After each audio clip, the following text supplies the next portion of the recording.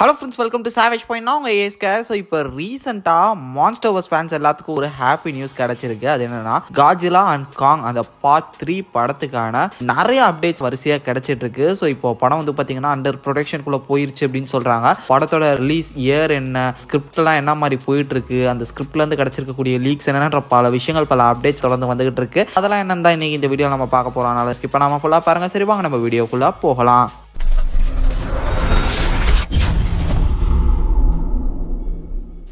First of all, Godzilla and Kong 3 அந்த ஒரு படத்துக்கான ரைட்டிங் ஒர்க் ஸ்டார்ட் பண்ண போகிறாங்க. அதுக்கான அந்த ஒர்க்லாம் அப்படியே கொஞ்சம் கொஞ்சமாக போயிட்டு இருக்கு. ப்ரீ ப்ரொடக்ஷன் ஒர்க் கூடிய சீக்கிரம் இந்த வருஷத்தோட மிட்லேருந்தே ஸ்டார்ட் பண்ண போகிறாங்க. இந்த ஒரு படம் அண்டர் ப்ரொடக்ஷனுக்குள்ளே வந்து பார்த்தீங்கன்னா கூடிய சீக்கிரம் போகுது அப்படின்னு சொல்லிட்டு பேசிக்கிட்டு இருக்காங்க. இந்த படத்தை எப்போ ரிலீஸ் பண்ணலான்ற பிளானில் இருக்காங்க அப்படின்னு பார்த்தீங்கன்னா 2027. ஷூட்டிங்கோட ஷெட்யூல்லாம் இந்த மாதிரி மான்ஸ்டர்ஸ் படத்தை பொறுத்தவரையும் கம்மி தான். ஏன்னா எல்லாமே வந்து பார்த்தீங்கன்னா விஎஃப்எக்ஸில் தான் கவர் பண்ணுவாங்க. லொக்கேஷன்ஸ்லாம் மோஸ்ட்லி ஹியூமன்ஸ் இருக்கக்கூடிய இடங்களை மட்டும்தான் அவங்க ஷூட் பண்ணுவாங்க. மற்றபடி எல்லாமே மான்ஸ்டர்ஸ் வரக்கூடிய எல்லா சீக்வன்சஸுமே கம்ப்யூட்டர் கிராஃபிக்ஸ், விஎஃப்எக்ஸ் அவங்க வந்து அந்த ஒரு வேர்ல்டை செட் பண்ணுறதா. அப்படி பார்க்கும்போது ஷூட்டிங்காக டக்குன்னு முடிஞ்சிடும். போஸ்ட் ப்ரொடக்ஷன் ஒர்க்கு தான் ரொம்ப இழுக்கும். அப்படி பார்க்கும்போது 2027 இந்த படம் வரும் அப்படின்ற மாதிரி இப்போதைக்கு சொல்லியிருக்காங்க.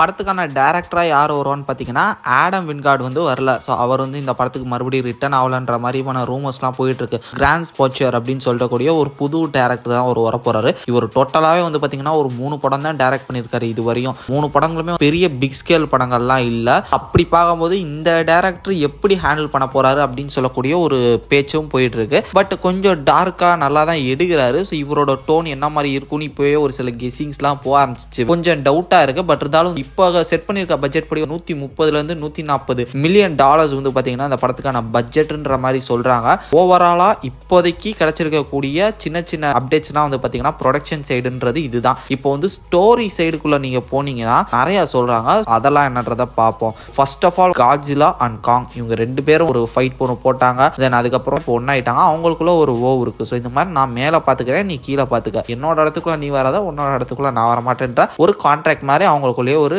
டீசென்டான ஒரு அப்ரோச்சில் இப்போ அவங்க போயிட்டாங்க. இப்போ ஷீமோ, காங், அதுக்கப்புறம் சுக்கோ அவங்களோட அந்த காங் கிளான் எல்லாமே இப்போ ஹாலோவத்தில் இருக்காங்க. இப்போ காட்ஜிலா வந்து பார்த்தீங்கன்னா மோத்ரா அவங்கலாம் வந்து பார்த்தீங்கன்னா மேலே இருக்காங்க. இப்படி வந்து போயிட்டு இருக்கு. இப்போ இந்த ஒரு டைம்ல புதுசாக ஒரு கேரக்டர் வேற இன்ட்ரோடைஸ் ஆக போகுது அப்படின்ற மாதிரி ஒரு ரூமர்ஸ் வந்திருக்கு. என்னன்னா, டிராப்பர்னு நம்ம பார்த்துருப்போம்ல ஒரு கேரக்டர், இந்த மாதிரி நம்ம காங்க்கு வந்து க்ளவுலாம் கொடுத்துருப்பாரு, சொத்த பல்ல கூட பிடுங்கி ஒரு புது பல் செட் பண்ணியிருப்பார்ல, அந்த கேரக்டர் மறுபடியும் ரிட்டர்ன் ஆக போறாரா இந்த ஒரு பார்ட் 3 படத்துல. அவர் வந்து ஜாக்வார்னு சொல்லக்கூடிய ஒரு கேரக்டரா வர போறாரு அப்படின்னு சொல்றாங்க. அது வந்து பாத்தீங்கன்னா காட்ஜிலாக்கு வந்து ஒரு ஃப்ரெண்ட்லி கேரக்டர் மாதிரி, ஒரு ஹெல்ப் பண்ற கேரக்டர் மாதிரி வரும். காய்ஜு அந்த ஒரு வேர்ல்டுல சொல்றேன். ஸோ கிட்டத்தட்ட பார்க்கறதுக்கு அல்ட்ராமேன் மாதிரியே இருக்கும். அது வந்து ஒரு ரோபோட். அந்த ஒரு ரோபோட் யார் உருவாக்குனா, அதுக்கான ஆர்ஜின் என்ன அப்படின்னு சொல்லக்கூடிய பல விஷயங்கள் வந்து பார்த்தீங்கன்னா எனக்கு தெரிஞ்ச அடுத்து வரக்கூடிய படங்களா லைட்டாக டீஸ் பண்ணுவாங்கன்னு நினைக்கிறேன். ஏன்னா இந்த படத்துல மோனார்க்கு தான் இந்த ஒரு விஷயங்கள்லாம் பண்ணிட்டு இருக்காங்க. ஸோ ஏபெக்ஸ்னு ஒன்று இருக்கு, மோனார்க்குன்னு ஒன்று இருக்கு. அதில் மோனார்க்கு தான் குட் சைடு. மோனார்க்கோட சயின்டிஃபிக் ரிசர்ச்ல தான் நம்ம காங்குக்கு அந்த க்ளவ் எல்லாம் செஞ்சிருப்பாங்க. ஸோ க்ளவ் செஞ்ச மாதிரி மேபி இந்த சூட்டே கூட மோனார்க் செஞ்சு இவருக்கு வந்து ஜாக்வாரா வந்து கொடுத்து காட்ஜிலா இந்த மாதிரியான பெரிய காய்ஜு ஃபைட்ல இவரை இறக்கி விடுறதுக்கான சான்சஸ் இருக்கு. பட் இவர் வந்து குட் சைடு தான் நிப்பாருன்றது வந்து இப்பயே நம்ம சொல்லிக்கிறோம்.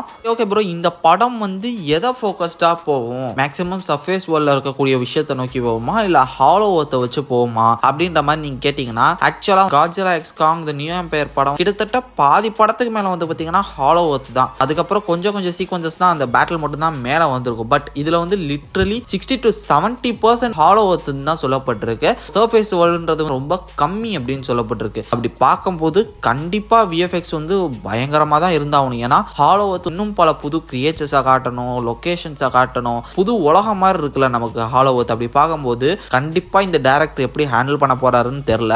தென் இதை தாண்டி புது வில்லனா மேபி ஒரு கேரக்டர் வந்து இப்போ லைட்டா, அதாவது இனிஷியல் ஸ்டார்டிங் ஸ்டேஜஸ்ல வில்லனா இந்த கேரக்டர் இருக்கலாம் அப்படின்னு சொல்லிட்டு பேசப்பட்டுக்கிட்டு இருக்கு. படம் வந்து இப்பதான் ரைட்டிங் ப்ராசஸ்ல இருக்குன்ற காரணத்தினால மேபி கதை வந்து எழுத மாற ஸ்டோரி செட் பண்ணும்போது இது மாற்றப்படலாம். பட் இனிஷியல் வில்லனா யார் போயிட்டு இருக்கான்னு பாத்தீங்கன்னா மோட்டோ தான் அழிஞ்சிருச்சே ப்ரோ. காட்ஜிலா ஒன்லே அந்த பிரைமை போட்டு தள்ளிட்டாரே அப்படின்னு அப்படின்ற மாதிரி நீங்க நிறைய பேர் கேட்கலாம். இங்க என்ன சொல்லப்பட்டிருக்குன்னா மோட்டோ பிரைமோட வேற ஒரு பெரிய வெர்ஷன் லைக் ஒரு பெரிய த்ரெட்டா இது வந்து இருக்கும் காட்ஸிலா அண்ட் அவங்களோட டீமுக்கு. மியூட்டேட்டட் ஒரு மோட்டோ வெர்ஷனா இது வந்து வரப்போகுது. ரொம்ப பிரம்மாண்டமா ஜிஜான்டிக்கா வரப்போகுது. இது வந்து எர்த்தோட கோர் கிட்ட லைக் ஹாலோ எர்த்ல தான் எங்கேயோ இது வந்து ஹைபர்னேஷனுக்குள்ள போயிருக்கு. நம்ம காட்ஸிலா எப்படி போனாரு ஒரு ஹைபர்னேஷன், ஸோ அது மாதிரி இதுவும் வந்து போயிருக்கு. பயங்கரமான பவர்ஸை அப்சர்வ் பண்ணிட்டு அந்த ஹாலோ எர்த்தோட மொத்த ரேடியேஷனை அப்சர்வ் பண்ணிட்டு ஒரு டெரிஃபிக்கான வெர்ஷனா இது வந்திருக்கு. அது தாண்டி இந்த வெர்ஷன் மோட்டோ காட்ஸிலாவை அட்டாக் பண்ணுச்சுன்னா காட்ஸிலா பயங்கரமா சஃபர் ஆகுமா.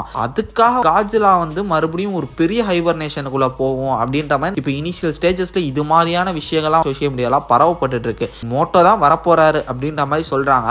இல்ல வேற விதமான காட்ஸிலா வெர்ஷன்ஸ் வரலாம், இல்ல வேற ஏதாவது மான்ஸ்டர்ஸ் வரலாம், அவுட்டர் ஸ்பேஸ்ல இருந்து ஏதாவது ஒன்று வரலாம் அப்படின்ற மாதிரிலாம் சொல்லப்பட்டிருக்கு. பட் எனக்கு தெரிஞ்சு மோட்டோ வந்து ஒரு பெஸ்ட் சாய்ஸ்ன்னு தோணுது. இல்லைன்னா சயின்டிபிக்கலி யாராவது ஹியூமன்ஸ்னால வரக்கூடிய வில்லன் யாராவது எதிர்த்து சண்டை போடுற மாதிரி மேபி இருந்தா ஓகேவா இருக்கும்னு எனக்கு தோணுது. Because Godzilla earth space Godzilla இதெல்லாம் ரொம்ப ரொம்ப பெருசு. அதெல்லாம் வந்துச்சுன்னா சீக்கிரம் முடிகிற அந்த ஒரு நிலைமையை நோக்கி போயிட்டு இருக்கும். அதெல்லாம் பெருசு. அப்படி பார்க்கும்போது இப்போ இனிஷியலா அந்த வேர்ல்டுக்கு தேவையான விஷயங்களை மட்டும் கொண்டு வந்தா நல்லா இருக்கும்னு தோணுது. Monarch legacy of monster season 2வும் வரப்போகுது. அது போக இந்த படமும் வரப்போகுது. இதுல இப்போதைக்கு இந்த மாதிரியான விஷயங்கள் வந்து இனிஷியல் ஸ்டேஜஸ்ல போய்கிட்டு இருக்கு. ஸோ எஸ் மான்ஸ்டர்வர்ஸ் ஃபேன்ஸ்க்கு வருங்காலத்துல நிறைய விஷயங்கள் நிறைய அப்டேட்ஸ் வந்து கூடிய சீக்கிரம் வரும் அப்படின்றதுல எந்த விதமான சந்தேகமும் இல்லை. பட் இந்த இயர் எனக்கு தெரிஞ்சு கொஞ்சம் டல்லா தான் இருக்கும்னு தோணுது. ஏன்னா இப்பதானே கொஞ்சம் கொஞ்சமா கேஸ்ட் ரெடி பண்ணிட்டு இருக்காங்க, ரைட்டிங் ப்ராசஸ்க்குள்ள போயிட்டு இருக்காங்க. கூடிய சீக்கிரம் இந்த ப்ரீ ப்ரொடக்ஷன் ஒர்க்லாம் முடிஞ்சதுக்கு அப்புறம் தான் அது வந்து அண்டர் ப்ரொடக்ஷனுக்குள்ள போவோம். எனக்கு தெரிஞ்சு அடுத்த வருஷம் தான் ஷூட்டிங் ஸ்டார்ட் பண்ணுவாங்கன்னு நினைக்கிறேன். இல்லைனா இந்த வருஷத்தோட எண்டில் ஷூட்டிங் ஸ்டார்ட் பண்ண வாய்ப்பு இருக்கு. ஷூட்டிங் ஸ்டார்ட் பண்ணதுக்கு அப்புறம் அப்படியே கொஞ்சம் கொஞ்சமா நமக்கு வந்து ரூமர்ஸ் லீக்ஸ் இதெல்லாம் கிடைக்கும். இப்போதைக்கு கிடைச்சிருக்கக்கூடிய அப்டேட்ஸ்லாம் வந்து இதுதான். மாஸ்டர்வர்ஸ் ஃபேன்ஸ் நீங்க என்ன நினைக்கிறீங்க? உங்களோட பர்சனல் தாட்ஸ் அண்ட் வியூஸ் என்னன்றதை மறக்காம கீழே கமெண்ட் செக்ஷன்ல மென்ஷன் பண்ணுங்க. இதே மாதிரி தொடர்ந்து நிறைய இன்ட்ரெஸ்டிங்கான வீடியோஸ் பார்க்கறதுக்கு மறக்காம நம்ம சேவேஜ் பஞ்சால சப்ஸ்கிரைப் பண்ணி அந்த பெல் ஐகானை பிரஸ் பண்ணிக்கங்க. அடுத்த ஒரு இன்ட்ரெஸ்டிங்கான வீடியோல நாளைக்கு மீட் பண்றேன். அது வரையும் tata bye bye, take care from A Square.